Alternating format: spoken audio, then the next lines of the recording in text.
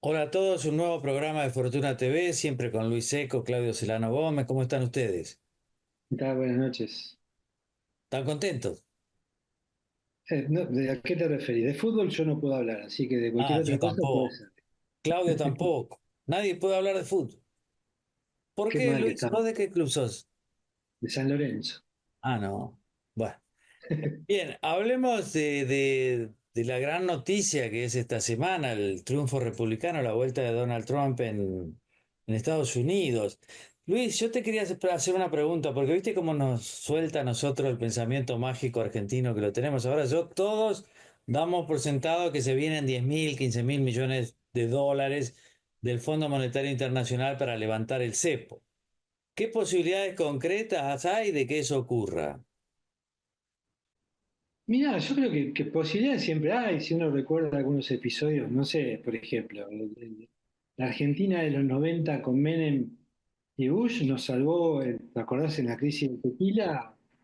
Se puso la plata para México, se insinuó que iba a haber plata para Argentina y se acabó la crisis en Argentina. Digo, o sea, siempre tener esas espaldas te ayuda un montón, sobre todo si hay simpatía entre los presidentes. A mí yo veo un obstáculo acá, un poco un filo de navaja, que es el staff del fondo. Vos me dirías, bueno, pero levanta el teléfono Trump y ahí digamos, se cae en cualquier tipo de postura anti-Argentina. Es cierto, pero hay algunas cosas que Argentina va a tener que hacer, digamos. No veo tan sencillo esta idea de decir, bueno, porque si nos dan la plata nos la vamos a gastar en un año y el año siguiente que vamos a volver a pedir la plata, digamos. Entonces, Pero me qué parece que poca ahí es donde confianza. no, yo tengo mucha confianza en Milei. Vos sabés que, digamos, estuve de acuerdo lo voté, digamos, y quiero que le vaya bien. Ahora, me parece que hay cosas que no son fáciles de sostener en el tiempo y la política cambiaria del cepo y sobre todo el peso fuerte este que hoy tiene Argentina son un cóctel complicado y a mí me parece que la euforia que hay, déjame 2 minutos, hemos tenido muchos episodios de lo cual se replica un ciclo bastante estudiado en la literatura y en la ciencia empírica, que es crisis, reforma, alivio, complacencia, y después nuevamente la crisis. ¿Por qué? Porque frente a una crisis vos reformás, haces un montón de cosas, y si las cosas más o menos empiezan a funcionar, empezás, qué, va, qué bueno esto, qué tranquilo que estamos, están saliendo bien las cosas, y después de eso hay un pasito ahí muy chiquitito a la complacencia, así, no hagamos nada, sigamos así, aguantamos hasta octubre, sería ahora y el mantra del gobierno, ¿para qué vamos a tocar las cosas si estamos bien y vamos a ganar las elecciones? Y eso en general es como una invitación VIP a una nueva crisis, digamos. Entonces, del alivio, de la euforia, del alivio, a la complacencia, hay un paso muy chiquito y yo le tengo mucho miedo a eso. Y espero por lo menos que por ahí el fondo diga, pará, pero ¿qué va a pasar con el presupuesto? ¿Vas a tener o no vas a tener presupuesto? ¿Vas a seguir con esta política cambiaria, sí o no? ¿Qué estás viendo en materia de las reformas estructurales pendientes? Yo digo, hay una agenda muy grande de la Argentina por delante y me parece que estos climas de decir, bueno, ya estamos salvados, ganó Trump, esto está funcionando, dejémoslo así, es correr un riesgo alto, ¿no? ¿Crees, Luis, que sumando al triunfo de Trump y esta especulación que hace el gobierno, ¿no? Y muchos, de que podrían prestar dinero más rápido o acelerar el acuerdo con el FMI, sumado a el riesgo país perforó los 900 puntos, la brecha entre el dólar oficial y el dólar blue está por debajo del 12% y terminó en 11, y pico por ciento, una inflación que se espera en octubre haya perforado el punto de los 3 puntos, ¿sí? Del 3%, y el crawling que es del 2%, es decir, que la inflación real sería del 1%, que va en torno con la internacional, acercaría todo esto, lo que preguntamos siempre, ¿no? Pero esta vez ya con 4 argumentos, el final del cepo. Nada, yo lo veo, como decía antes, bastante cómodo el gobierno con esta política actual, ¿no? No, no. Está bien, digamos, Milei mantiene siempre la ventanita abierta y te dice, en cualquier momento lo saco, ¿no? Como para que nadie se duerma y nadie, digamos, ahora la especulación de todo el mundo, está bien, los mercados se han equivocado y han perdido mucha plata de un día para otro, pero hoy, vos, todo el relato que me acabas de hacer de todas estas eh, variables o Mejoras, entre comillas, claro. dinámicas favorables están atadas a dos supuestos. Uno, de que se mantiene el cepo, y dos, que el gobierno gana las elecciones, ¿no? Me parece que ya hemos vivido fragilidades, digamos, que pasa algo, decir, che, ¿qué pasó? Y no sé, pero se desmorona. Y entonces yo digo, las políticas preventivas, yo siempre cuento la anécdota de que cuando en la época de Michael Jordan y Scottie Pippen en los Chicago Bulls, ellos siempre eran los considerados los dos mejores jugadores. Ahora, lo loco era que siempre eran elegidos en el mejor equipo defensivo, no en el mejor equipo ofensivo. O sea, los Bulls fueron lo que fueron porque tenían la mejor defensa de la historia de la NBA. Entonces, digamos, las políticas económicas muchas veces tienen que ser más defensivas que otra cosa. Entonces, uno puede estar preparado siempre para el mejor escenario. Gana Trump, llueve, digamos. O sea, como que todo, no van a dar plata, o sea, como que todo va a ir siempre bien, porque a veces no va siempre todo bien. Y la política económica argentina hoy no está atendiendo estas cuestiones más de sustentabilidad de mediano y largo plazo, y eso a mí me preocupa en un contexto en el cual las expectativas tienden a cambiar muy rápidamente, ¿no?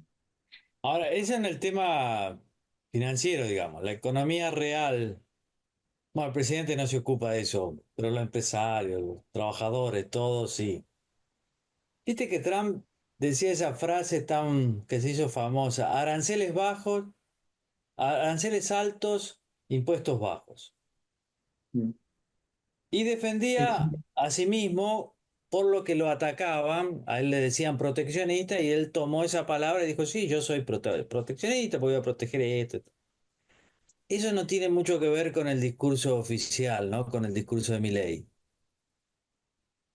No, ahí hay una incomodidad, si crees, o no quiero hablar de incompatibilidad, porque habrá que ver después cómo se Mm. desarrollan las cosas en el terreno, pero hay una clara incomodidad entre lo que sostiene o propone uno y lo que sostiene y propone el otro, ¿no? Eh, yo, digamos, la verdad es que no veo, digamos, las políticas proteccionistas que pueden venir de la mano de Trump, o el incremento incluso, porque Biden tampoco fue un libre No, claro. campista, o sea, o sea, no venimos de un gobierno que hay que revertir, sino que es un gobierno que también fue proteccionista. Entonces, ese incremento del proteccionismo a escala global a mí me preocupa para un caso como la Argentina. La reacción inicial de los mercados fue que el dólar se fortaleció, los precios de las commodities empezaron a acomodarse a ese dólar más fuerte. Cada vez que el dólar se vuelve fuerte, los precios de nuestros productos de exportación caen. Digo, tenemos un tema por delante que habrá que ver, ¿no? No es todo rosa en el escenario que tiene por delante Argentina por el triunfo de Trump. Yo recuerdo José María Aznar cada vez que venía a la Argentina y recuerdo haberte visto a vos en alguna presentación de él. Aznar siempre decía lo mismo, mira, la mejor política exterior que uno puede tener es una buena política interna que esté preparada para el desastre. Después tuvo el problema de Atocha y tal vez no estaba del todo preparado para un evento de esa característica, digamos. Ahora, evidentemente vos tenés que tener buenas políticas económicas domésticas porque el mundo no, digamos, yo diría Argentina es medio insignificante para el mundo, ¿no? Entonces vos sos un actor marginal en ese mundo y tener que ver cómo te acomodás mejor, ¿no? Y no simplemente pensar de que el mundo va estar no, esto no le sirve a la Argentina, entonces no lo hago. No, pero Milei parte de otra manera. Él tiene la teoría lúcida para él y él trata de adaptar las cosas a la teoría. Dice, yo tengo que tener esto, en mi esquema no entra ningún movimiento desde el gobierno hacia los operadores económicos más que garantizar el equilibrio, la reforma, la libertad y todo eso, Yo creo que ¿no? garantizar la estabilidad es clave, pero también es clave avanzar en la agenda, vos lo acabas de decir, en esa agenda de reformas. Y esa agenda de reforma hoy está solo circunscripta a las políticas que hace Federico Sturzenegger, ¿no? Que como dijimos yo en un par de programas, son muy puntuales, más micro que macro, y Argentina necesita macro reformas todavía. O sea, necesita una nueva ley previsional, una nueva ley laboral, una reforma tributaria en serio, un acuerdo tributario entre la nación y la provincia. Digo, o sea, faltan ¿Y no crees que cuestiones. eso, Luis, podría ser parte de cómo el gobierno piensa, ¿no? Como decías antes, que gana las elecciones, porque sabe que para eso o tiene que negociar demasiado o necesita un Congreso por lo menos un poco más fuerte, con más presencia, que aunque no le vaya tan bien en las elecciones el año que viene, debería tener más escaños de los que tiene ahora, entonces de alguna manera siempre va a haber una victoria del gobierno. ¿Crees que puede ser parte de lo que se esté guardando con cierta lógica, en este sentido, lógica política, para la segunda parte post elecciones o queda demasiado largo el tiempo? No, yo creo que estamos un poquito lejos, pero también espero que se haya aprendido de la experiencia. Hay dos experiencias en sentido. Una, la de Menem, que siempre especuló con las reformas de segunda generación que iban a venir después de su reelección y nunca vino porque empezó a pensar en su Ah, segunda reelección, digamos, con lo cual Sí. los horizontes temporales a veces se acortan mucho. Y de la experiencia de Macri, ¿no? Porque Macri, acuérdate, nunca ningún presidente de la democracia argentina ganó una elección de medio término como la ganó Macri, nunca. no. Tal Digamos, cual. fue el mejor resultado electoral. ¿Y qué pasó después? Tuvimos reforma, no tuvimos nada. De hecho, ¿cuánto? A las 5 semanas se cayó todo. Entonces digo, me parece que esto de decir, no, yo espero las elecciones, con eso convalido, genero el clima, además, no sé, yo creo que, digamos, la determinación que mostró Milei hasta ahora para mí sería un despropósito no aprovecharla durante todo un año, ¿no? Me parece a Pero lo mí. de Sturzenegger, que vos lo conocés bien, la verdad que al principio era muy entusiasmante, pues todos los días era una desregulación nueva, pero últimamente es como que uno dice, che, pará, mandate una desregulación en serio, porque si algo tan chiquito y habiendo tantas cosas para desregular, métete con esto, ¿no? Es como, viste, esa serie donde hay un gran agente de la DEA, pero que solo persigue a cierto cartel, de Tijuana, suponete. Al de Juárez no le hace nada. Entonces yo voy a decir, pero ¿vos sos desregulador de todo o solo de lo que elegís y te queda cómodo? ¿No te parece a vos? Es muy buen punto el tuyo, Seferino, ¿no? Porque, por ejemplo, una cosa que es bastante notoria, a pesar de estos escarceos, paros parciales, medio de algún sector, ¿verdad? Hay mucho silencio sindical, entonces voy a decir, che, pero ¿estarán cambiando algo en materia sindical? ¿No? ¿No te parece? Digo, o sea, yo esperaría Sí. ver la Argentina explotada, digamos, si hubiera una reforma sindical seria, parecida a la reforma fiscal. Entonces digo, me parece que hay cuestiones que se están dejando para más adelante, pero ese más adelante a veces nunca llega. Entonces, lo de Federico es muy importante, desregula, sirve, se ampara en las piezas legales que tiene, porque no es que tiene plafón para hacer todo lo que hay que hacer, puede hacer algunas cosas que están previstas en la ley y en el decreto de regulación, pero todavía me parece que faltan piezas angulares de la transformación económica argentina que todavía desconocemos, ¿no? Bien, vamos a la primera entrevista. Estamos con la licenciada Lorena Zapata, que es de la Agencia de Información Parlamentaria Esfera Pública. ¿Cómo estás, Lorena? Muy bien, muchas gracias por la invitación. Buenas tardes. Bien, y con el triunfo de Trump, nos decías que no había habido actividad en el Congreso esta semana.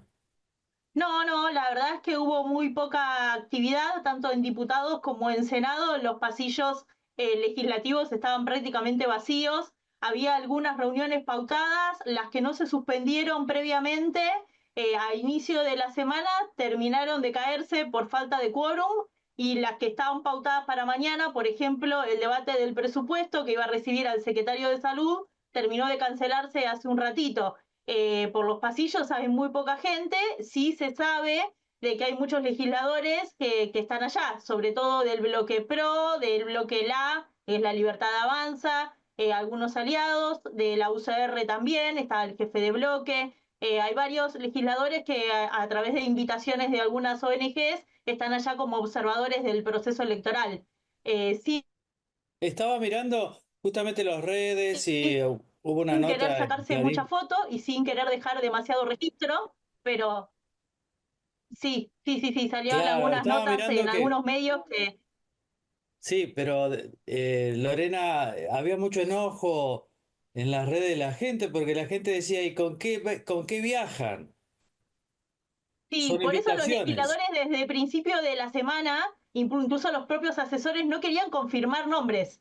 De la Libertad Avanza, de hecho, decían, no, nosotros solo podemos confirmar que viajaron legisladores, pero no fue con plata del Congreso, no fue con plata de diputados, no se podía decir quiénes eran. En otros bloques se empezaron a filtrar algunas fotos, entonces supimos de quiénes fueron y bueno, y después se empezaron a colar allá ayer algunas fotos grupales que se empezaron a sacar las propias ONG que lo llevaban, entonces ahí fuimos como descifrando quiénes están. Pero todos ya de movida sabían de que esto podía generar algo de enojo, todos los movimientos que hacen los legisladores en los últimos meses o prácticamente en el último año están muy bajo la lupa de cómo se financian, de dónde sale ese dinero, bajo la premisa de que no hay plata y que se está recortando el presupuesto de las cámaras, Claro. tanto presupuesto para, ya sea para los lunch en las reuniones de comisión, como también de empleados. Hay bastante enojo. La semana Ahora, pasada volvió en el ahora cuando Senado. viajan,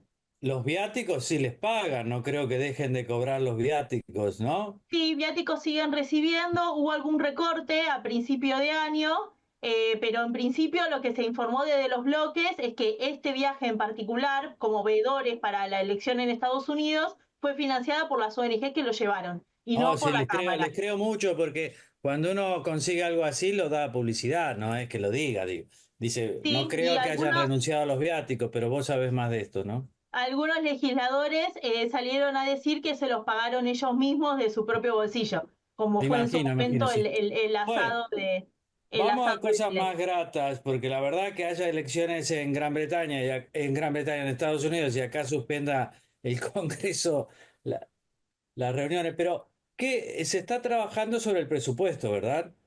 Sí, esta semana arrancó el último mes del periodo ordinario de sesiones, es decir, que ya los legisladores están a contrarreloj si es que quieren aprobar el presupuesto antes de que termine el periodo ordinario.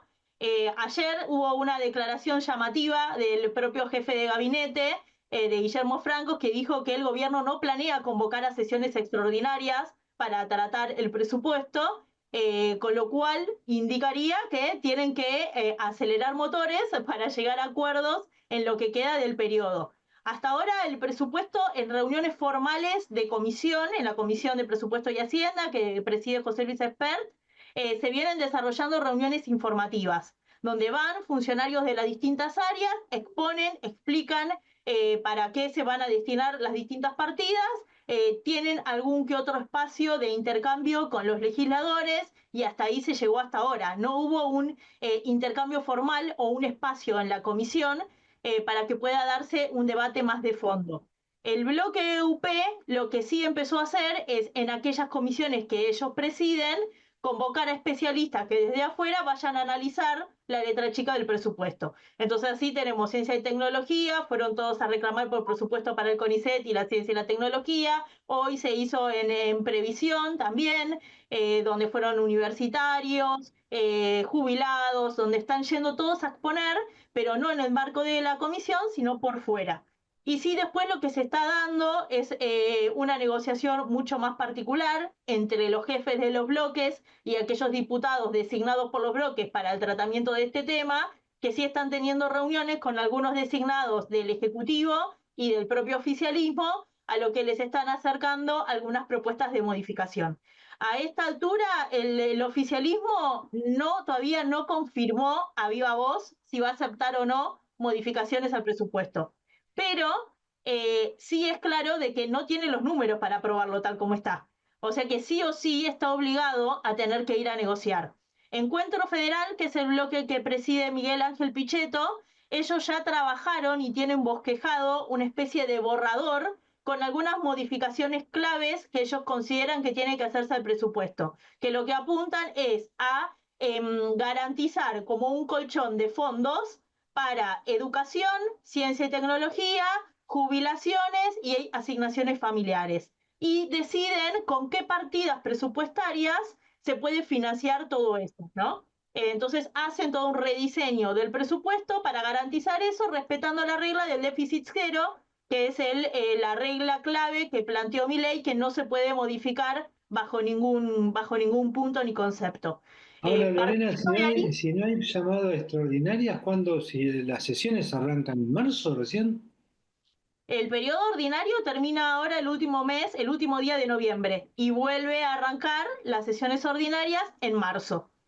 Ahora, el O sea que Ejecutivo, no habría presupuesto en ese sentido, porque arrancar hasta esperar hasta si me marzo. preguntás a mí me parece que es una estrategia que el oficialismo viene usando desde que aprendió, digamos, con ley bases y el acuerdo fiscal. Ahí aprendió de que si quiere que sus leyes salgan, tiene que presionar. Presionar, apurar, poner deadlines todo el tiempo a los otros bloques para que se apuren, a tratar de sacar las leyes. Hoy en el Congreso a toda la oposición la tenés muy dividida, muy atomizada. Tenés al PRO que para apoyar el presupuesto está poniendo sus propias condiciones. Ellos quieren antes la privatización de aerolíneas, que no están los votos. Antes ficha limpia, que no están los votos. Tenés a Encuentro Federal, que ya tiene un borrador con modificaciones que tendría que ir a negociar. Tenés a UP, que dice que ellos en general rechazan porque no pueden aprobar un presupuesto de ajuste. Pero no dicen qué puede pasar en el caso de que el presupuesto se abra. Una estrategia podría ser rechazar en general, pero después en el debate en particular reescribir todo el presupuesto, junto con sus nuevos aliados circunstanciales, porque ustedes recuerden que los últimos 2 debates importantes que hubo en la Cámara de Diputados, que fue privatización de aerolíneas y reforma de la ley de DNU, se armó una especie de avenida del medio con algunos bloques que hasta ayer eran dialoguistas y ahora ya no lo son tantos, y que ya no tienen tanto prurito en aliarse con UP a la hora de impulsar sus propuestas. Entonces, en esa línea es que tenés al bloque de Pichetto, a los radicales rebeldes, a algunos bloques más chicos con UP, que son 99, que todos esos forman un grupo de casi 127, 128 que traccionan juntos y van y pueden poner la agenda al oficialismo.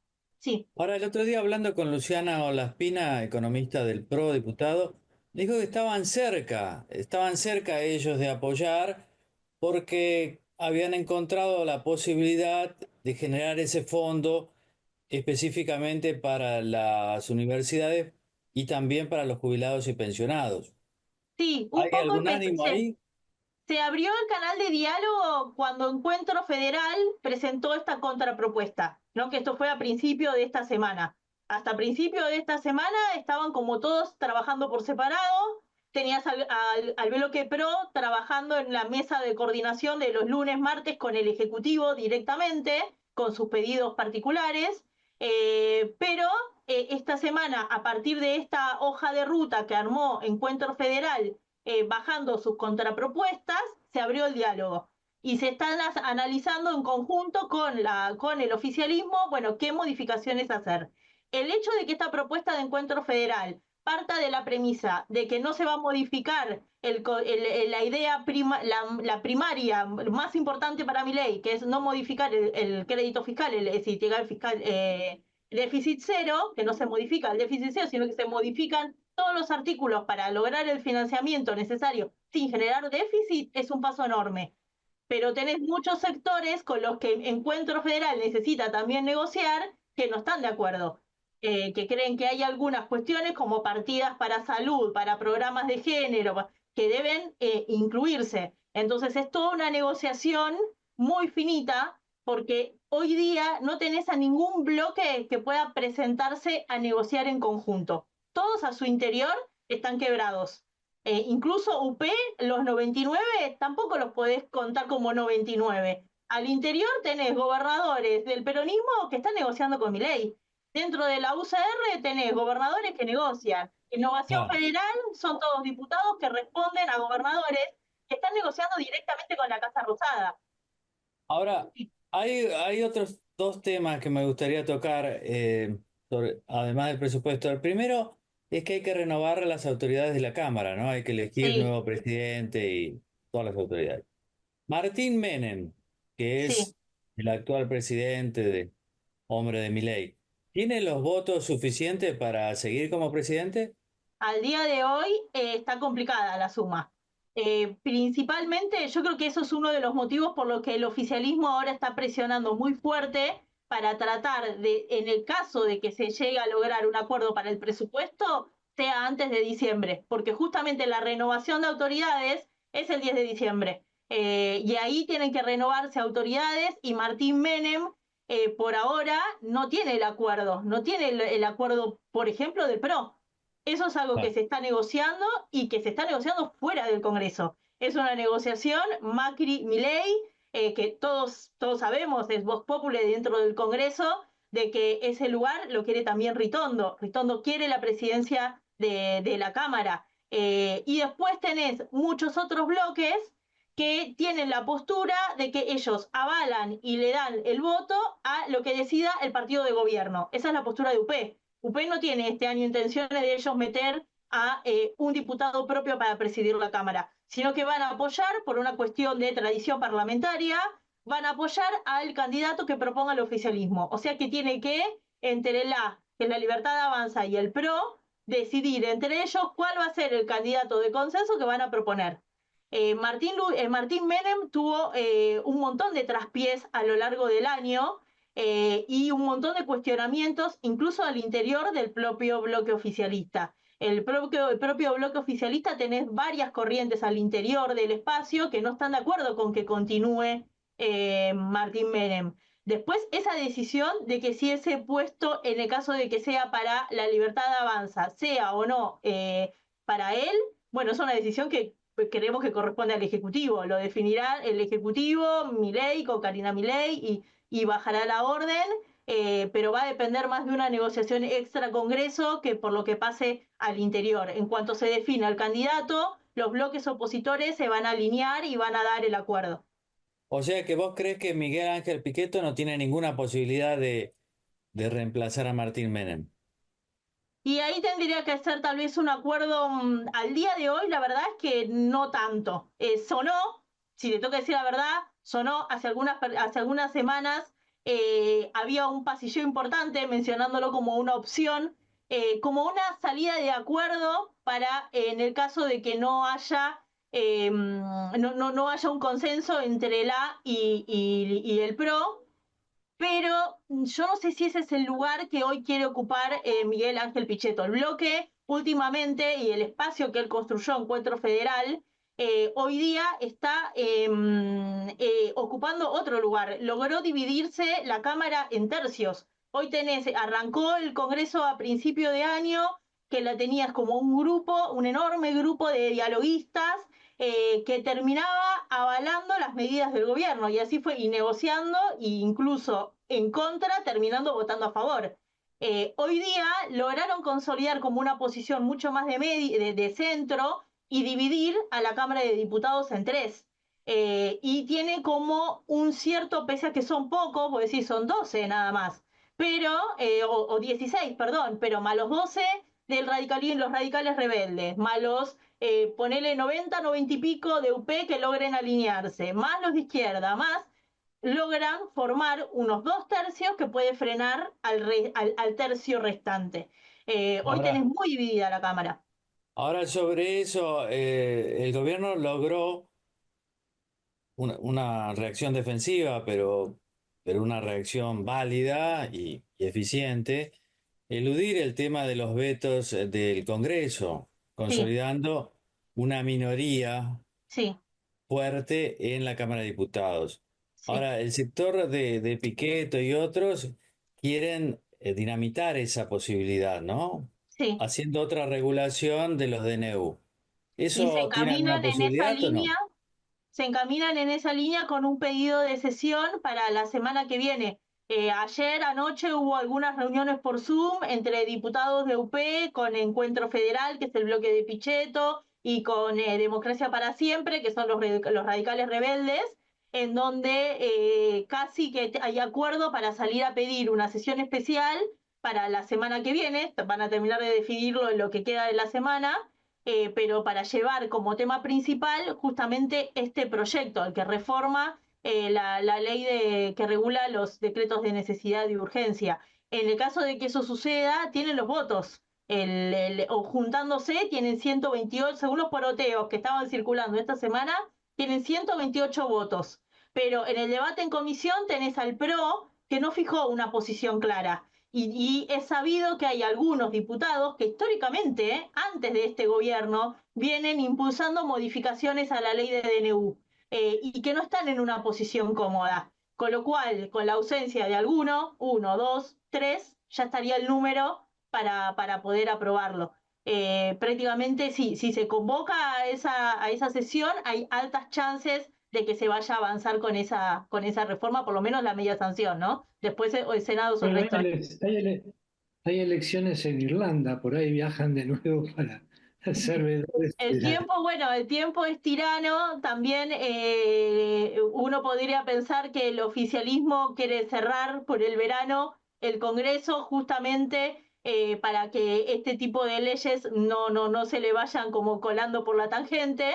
Pero bueno, es toda una negociación. Hay que ver un poco también qué tan interesado está el oficialismo en que salga el presupuesto. Esa es una pregunta que se le hacen todo el tiempo todos los bloques. Si todas las negociaciones que se están llevando a cabo, si todas estas esfuerzos que se están haciendo por rediseñar las partidas para lograr el déficit cero, si todo esto realmente tiene algún sentido, porque realmente hay un interés legítimo del gobierno para que haya presupuesto, o lo que finalmente hay de fondo es, bueno, seguir con prorrogar el presupuesto anterior para poder tener una mayor discrecionalidad en el manejo de las partidas. En esa desconfianza en la Cámara de Diputados está.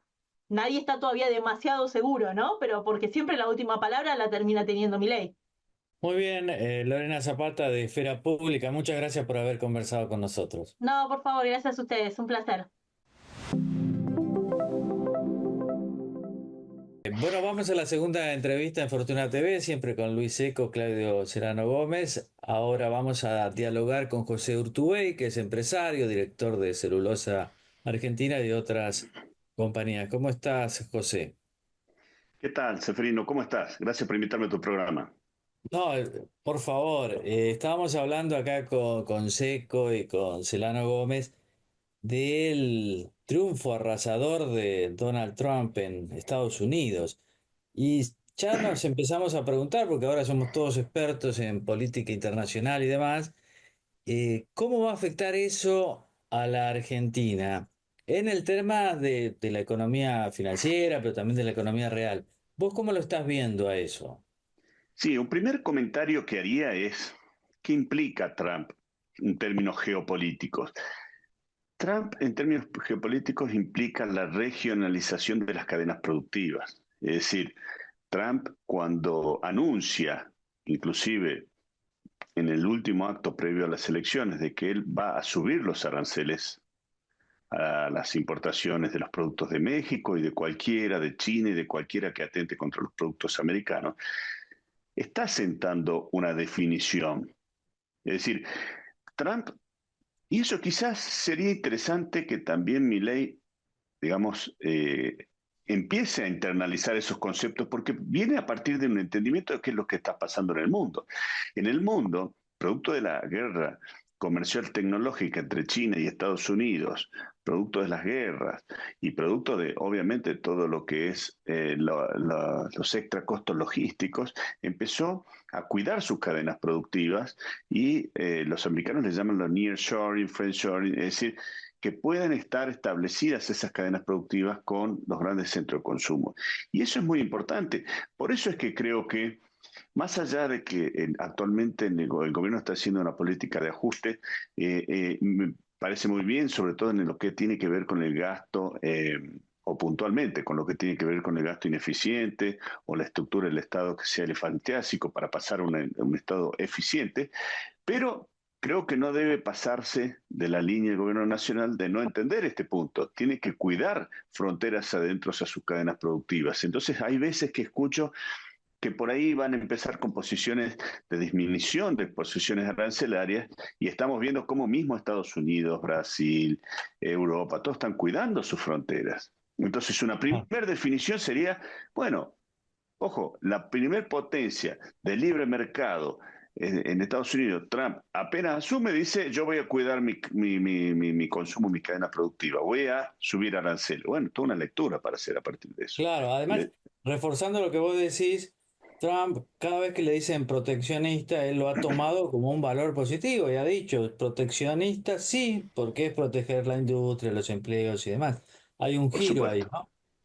Por supuesto, pero lo que pasa es que porque hoy que está, porque está pasando eso en el mundo, es decir, en el mundo se necesitan, los países se están llevando a eso por todas las consideraciones que te hice en el mundo post-pandémico, así es como están reaccionando los distintos países. Por eso tenemos que tener mucho cuidado y proteger nuestra cadena productiva e integrarnos al mundo de una forma inteligente. Dicho esto, te diría, por otro lado, creo que Argentina puede tener una relación estratégica particular por la relación que tiene entre Milei y Trump, que exceptúe de a la Argentina de algunas aranceles que permita la importación de algunos productos desde Argentina, a diferencia de otros países, y eso podría llegar a ser un valor. Si lo vemos desde el punto de vista que va a hacer en cuanto a que va a intentar cerrar su política internacional y, digamos, no incurrir en una vocación imperialista, tanto en Ucrania como en Medio Oriente, eso sumado a que va a necesitar subir tasas de referencia a la Reserva Federal, vamos a ver quizás un primer año con un poquito más de inflación en Estados Unidos y eso en alguna medida las tasas de referencia la va a subir y a nuestros productos tipo maíz, soja, materias primas, le va a bajar su precio, ¿no? Su cotización. Así que desde ese lugar también vamos a tener que tener en consideración esto. Luis. Perdón. Digamos, recuerdo, ¿te acordás del episodio de los limones, ¿no? O sea, tampoco Trump, ni siquiera con un gobierno amigo como el de Macri, tuvo esa diferencia, decir, bueno, todo sí, digamos, esta es mi política, pero hago una excepción. Me parece que tenés razón en ese punto de decir, tenemos que tener cuidado cómo nos integramos y qué esperamos de Estados Unidos, ¿no? Porque no todo es Y cuestión yo creo que, financiera. Luis, yendo a los limones, así fue, quizás en términos industriales, como no hay una posición tan pesada en términos industriales, quizás, eh, y ya en el gobierno de Macri, él permitió, mientras que a Brasil no le permitía, ni a otros países como a China no le permitía, a la Argentina le permitió entrar con algunos productos, y creo que eso hay que ponerlo en valor en la relación de Milei con Trump en la mesa de negociación comercial. Me parece que es clave. Y bueno, sí, también veo eso, digamos, también la posibilidad de asistencia de Estados Unidos en una suerte de sinergia política de asistencia económica con recursos para renegociar deuda, lo veo posible, esos famosos 15 mil millones de dólares o alguna incidencia sobre lo que es el Fondo Monetario, pero me parece que el gobierno no debe quedarse en el corto plazo de trabajar toda la corrección de la economía argentina a partir de lo monetario, de lo cambiario. Creo que tenemos que ir a cuidar nuestra producción, que es el pensar en el mediano y largo plazo, ¿no? Claro. Bien, puedo llevarte, si Claudio no tiene otra idea, al tema interno, porque hemos visto la Unión Industrial Argentina en algunos movimientos, ¿no? Porque hay sectores que obviamente le van mejor y a otros que le van peor con este gobierno, sectores de la industria, sectores que le irían peor, que empiezan a presionar y dicen, ellos dicen, la conducción actual de la UIA está muy tranquila. ¿Vos cómo ves eso?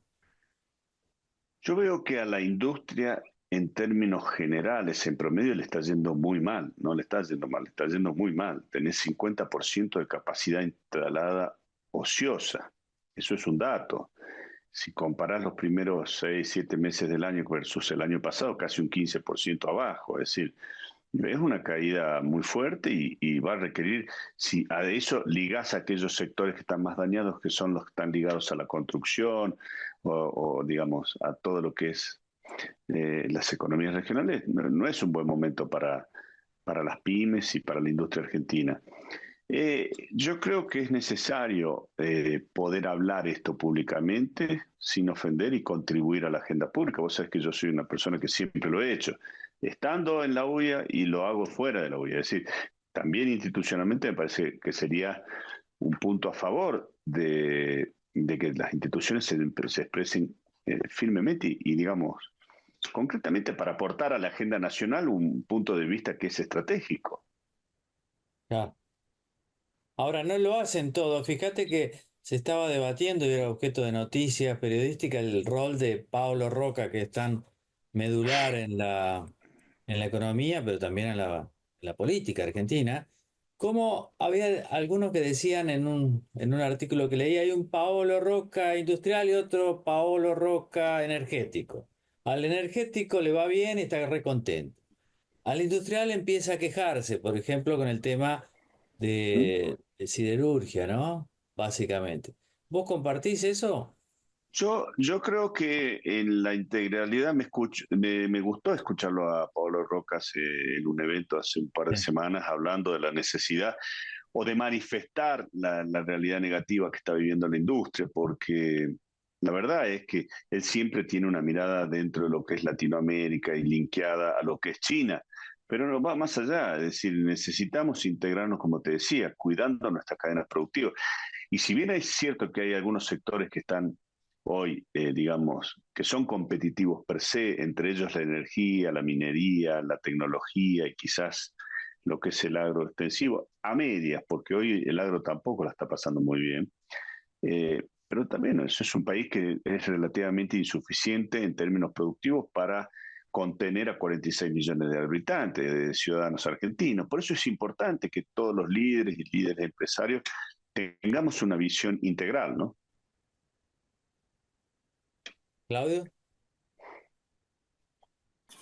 José, te quería preguntar respecto de estas últimas aperturas comerciales que ha habido y con esto que está diciendo vos del 50% de la capacidad instalada, ¿crees que la industria va a tener que hacer algún tipo de repensamiento, de repensar qué tiene que hacer de acá en el corto y mediano plazo ante este aparente cambio, podríamos llamarlo hasta de modelo, ¿no? Estratégico argentino? Bueno, en primer lugar, yo creo que tiene hoy cualquier industrial en la Argentina está viendo cómo contener sus costos, cómo poder ser más productivo en una situación totalmente negativa de mercado, de actividad económica. Hay una revisión permanente sobre los costos hoy en la Argentina en términos industriales. Y digamos después, también creo que para poder aprovechar el crédito productivo es trabajar también en lo que es la presentabilidad de las distintas empresas para poder ser sujeto pasivo de crédito. Y sin lugar a dudas, las inversiones para la diversificación con innovación para productiva, para poder buscar alternativas. Pero se va a necesitar muchísimo también de cómo nos integramos al mundo. Ese es un dato clave que todavía no veo que se esté discutiendo y para mí eso, vuelvo a citar el capítulo Trump, las principales potencias del mercado, del libre mercado, como es Estados Unidos, tienen una posición en términos productiva nacionalista, lo mismo que Brasil lo tiene, lo mismo que Chile, o sea, y La ahí es Unión donde tenemos que Europea. buscar, por supuesto, por supuesto. Ahora, vos Bueno, sabés incluso que muchas esto... empresas. Sí.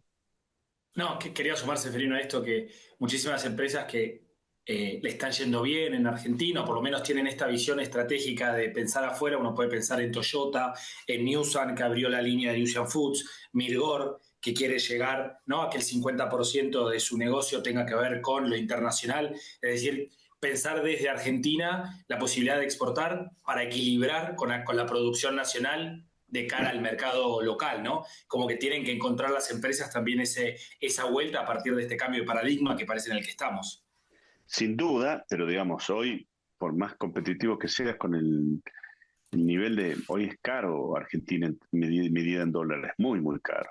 Es decir, y si te comparas con Brasil, tu socio comercial, principal socio comercial de la región, y viene con una devaluación de su moneda y nosotros estamos, no digo que la síntesis deba ser también desde lo cambiario para buscar una devaluación para ser más competitivo, pero como no se dieron determinadas reformas todavía, no podés tener una mirada justamente sintética en ese punto, porque lo que haces es trabajar contra la producción.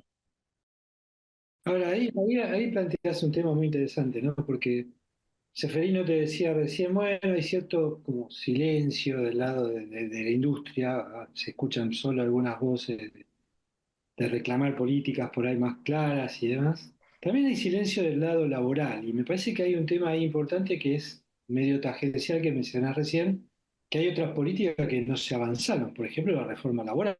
Hay estos cambios, si querés, medio marginales, pero no hay un proyecto de reforma laboral. ¿Vos crees que todo eso tiene que ver con esta cosa muy argentina? Decir, bueno, esperemos porque si al gobierno le va bien, mejor no criticarlo ahora y ser amigos, pero tampoco se propone nada alternativo. Entonces me parece que hay como una trabazón ahí que tampoco el gobierno, yo creo que está cómodo con esa situación, pero tampoco avanza, digamos, en esas cuestiones más estructurales, ¿no? La competitividad cambiaria es una parte chiquitita de la competitividad, ¿no?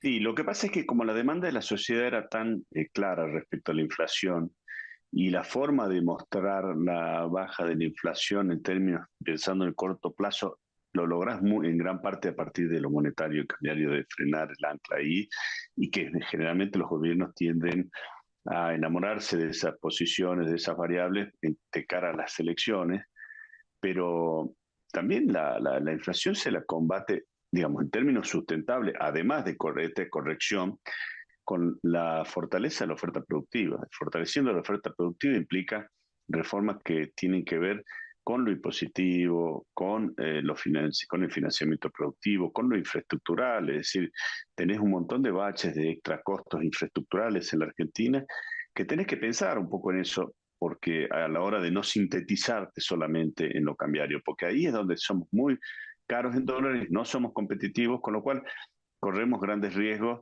de estar en el corto plazo enamorados de lo que se visualiza como un triunfo, porque lo es, de combatir la inflación, pero si no acompañan con la visión de productivista va a ser difícil. Ahora, José, la visión productivista, el presidente no la tiene porque en su discurso ante las cámaras, que tal vez sea la pieza más importante, por lo menos para consumo interno, donde explicó su proyecto, él claramente lo que él llama política económica es la política macroeconómica, y a partir de ahí él dijo explícitamente: yo no creo en políticas productivas, ni cíclicas, ni anticíclicas. Todo eso lo tienen que hacer ustedes, el mercado, a partir del ordenamiento macroeconómico. Sí, es cierto que el ordenamiento macroeconómico es clave para entrar en el análisis microeconómico, pero también es cierto que en los países que, vuelvo al punto, vamos a la meca de lo que es libre cambio y libre empresa como es Estados Unidos, tienen una preocupación permanente sobre lo que pasa en materia de estas variables. Y ahí es parte de lo que se necesita, son variables estratégicas que se necesitan, obviamente, fortalecer y dinamizar para que podamos los distintos sectores económicos salir adelante. Mencionaste recién el tema de Brasil.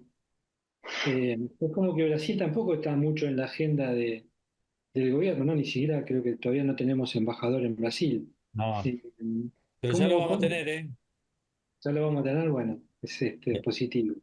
Pero digamos, ¿ves alguna necesidad de trabajar esa agenda de integración más local o más regional? ¿O crees que la Sí. integración tiene que ser más multilateral, como me parece que tiene en la cabeza el presidente? No, yo creo que, digamos, dentro de lo que es la integración multilateral es a partir de las regiones, claramente. Es decir, hay una conectividad que debe seguir forjándose para trabajarla con Brasil o dentro de lo que es el Mercosur, porque claramente no nos va a servir eso.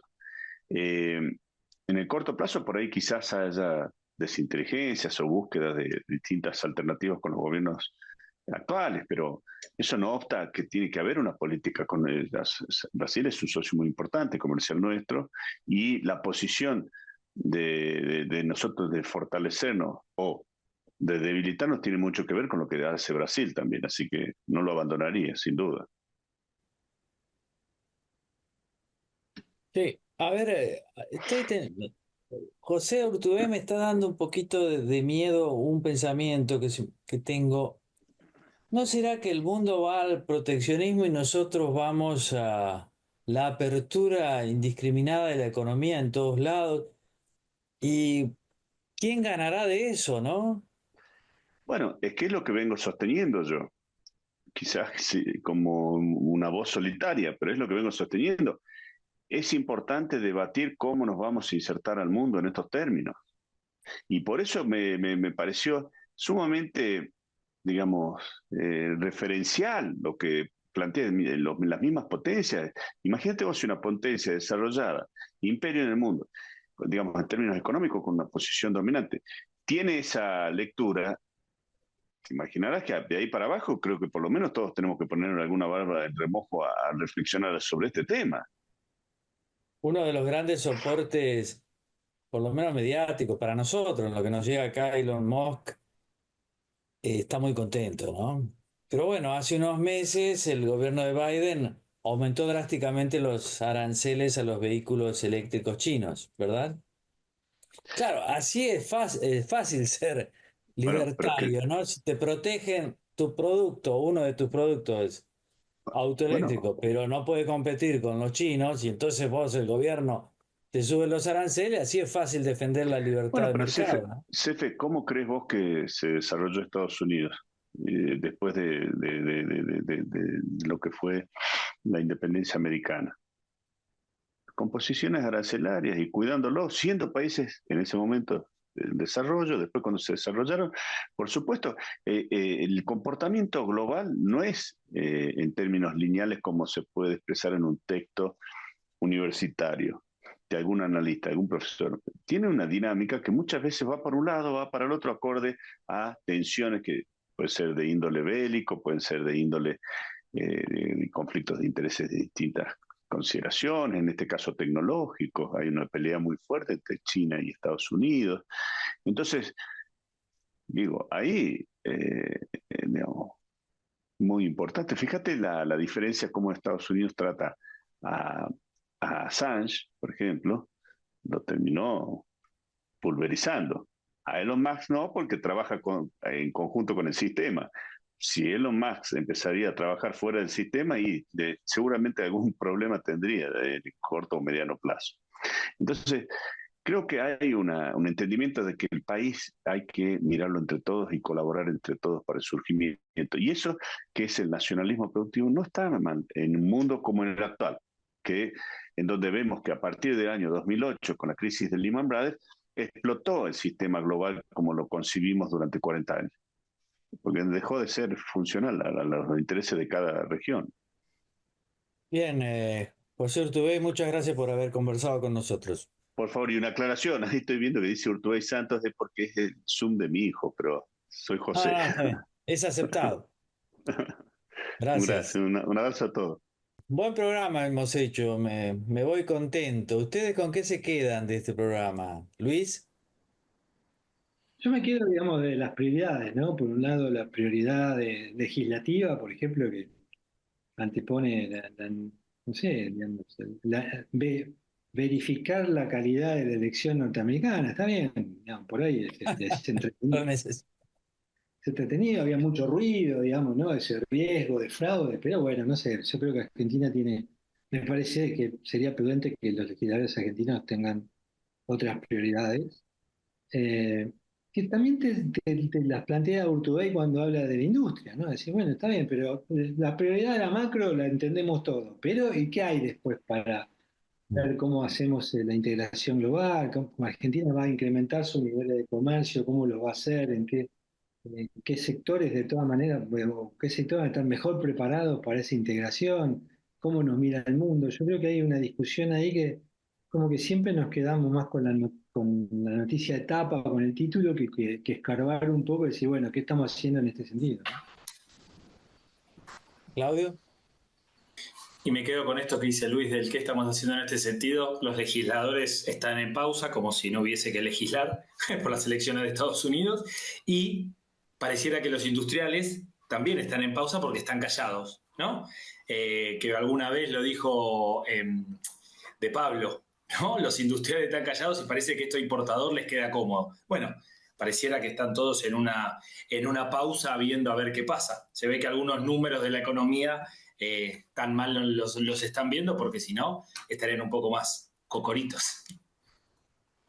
Sí, yo diría que sí, que la industria lamentablemente paga, como siempre, cuando cambia el gobierno de signo, paga esa cercanía excesiva con el Estado, ¿no?